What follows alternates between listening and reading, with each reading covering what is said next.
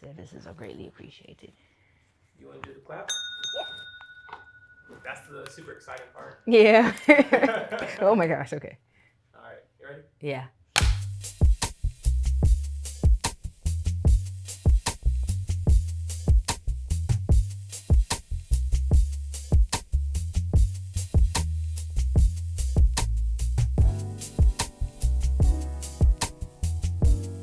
My collection, my brand name is Kartandra the Brand, and this was my first show, so I am so excited. It's definitely a dream come true. I've learned so much, and I'm really just grateful.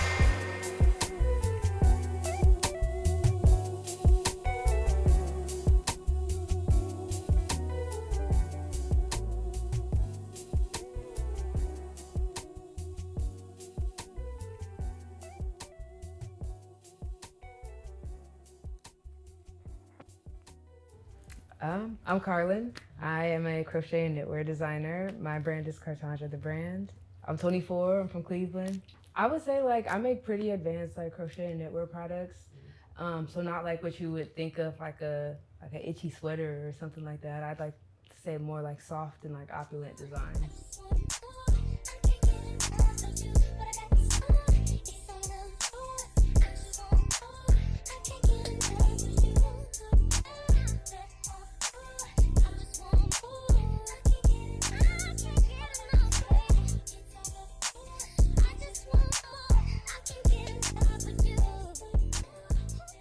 In terms of fashion, I would say when I was younger, like I would like take towels and like kind of drape them over myself, like to like get like just different dress kind of ideas and designs. So that was probably my earliest memory of like fashion or just like knowing that I was interested in it. And then in terms of crocheting and knitting, when I used to go to after school care, there was a teacher that like showed me how to knit. And so I think I was about 7 or 8 at that time. So yes, that was the beginning. It was just something new, something interesting. And then so I knitted for a little bit, but then another girl, she was the same age as me, she showed me how to actually crochet, and I found that to be a lot easier. So that was really cool. And it was I made a few things. They weren't great items, like they were like super lopsided, like super just funky. And then also my mom knew how to knit, like from when she was younger. So we would like knit together. But then after a while, it was kind of something, like I said, I was young, so I just kind of like put it to the side. And I just like put it in like a bin in my closet, put all that stuff up, and like I didn't think about it for that much longer. But then I saw online a girl had made a top. Like at the time I was just making like hats and scarves and stuff like that, but she had made a top, and I was like, oh man, like you make actual clothes out of this? Right. Like I was probably like 10 or 11 at that time. So that's when I like got back into it and tried to make like actual clothes. Like I said, when I was younger, I kind of like fell out of it. And then as I got into high school, I think I fell out of it a little bit more. But then when I realized, like, I really started to develop my like own personal style in terms of clothes and just like getting dressed and stuff. And then I was like, man, I really want to get into this fashion thing, but like I wasn't great with the sewing machine. But I was like, oh man, like I know how to crochet. So that's when the two kind of came together. And I was like, okay, like this is my medium, this is my way of like creating clothes. So that's really what made it stick. It was actually a scarf, and it's made out of a yarn called like boucle yarn. It's kind of just like a teddy bear kind of feel, and it was ombre into like a whole bunch of different colors. So actually my mom, she had started like the first portion of it. So her portion, you can see like was super straight, but it was a project that she just never got back to. So I decided to, just continue from where she started. And I noticed that it was going from like being straight to like going out like that.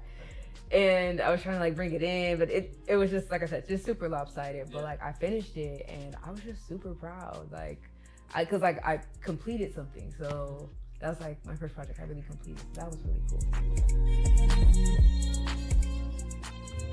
When I was 12, I'd say, that's when I was like, oh, I want to go into like the fashion industry. I didn't know exactly what, but I thought that I wanted to be like a fashion stylist. And I don't know, when I like started doing research on it and like what that all entailed and like what going to college for fashion looked like I got really excited, like, you know, like that, just that tingly feeling that you get inside where it's like, yeah, this is it, you know? So just, I wasn't always like super supported like with that, you know, like it's not really looked at as like a realistic type of pathway. So I think once I got to a point where it was like, no, like it is realistic, because like it was put in my heart. So like I know that it's possible, you know. I don't know exactly what that path looks like, but like I know that it's possible, you know. So just like wanting to prove that to myself and prove that to everyone else, like I think that's what keeps me going. Yeah. So when I first like realized that was that fashion was kind of like the route that I wanted to take, I remember I told my mom. I was like super excited because like I had a plan, like, you know, like I knew what school I wanted to go to, and she just kind of chuckled at me, and I was like, okay, like what's funny? Like I'm being so serious, but she didn't really see that. And then like when I first like actually started my business, like my boyfriend didn't really understand like a lot of the garments that I made and everything. So you know, so with that, it was like a lot of people that were like close to me too, so which didn't feel the greatest. But I just, you know, kind of had to find it in myself to be like, okay, like, you know, not to be cliche, but like, you know, you'll all see, you know. It was the summer of my junior year in college, and my background is in neuropsychology, so that's what I was studying. That was like the path that I was taking, and I was supposed to be like, when you're in the STEM kind of field, the big thing that you're supposed to do is like research under like either another professor or like a graduate student. So I had set up like a research like summer internship with this one professor, and he like ghosted me. Like he like just never called me back, like never emailed me back. Like I'm like following up, like never emailed me back, and I'm like, okay, well, I need something to do with my time and like with my summer. Like I had stayed down in Cincinnati, everything. I was like, I have to like find something else to do, because that's the main reason I had stayed down there. And then I had a friend, like she saw me crocheting. She was like, oh, like I want an outfit for like a vacation, like this is that. I was like, okay, like we can make that happen.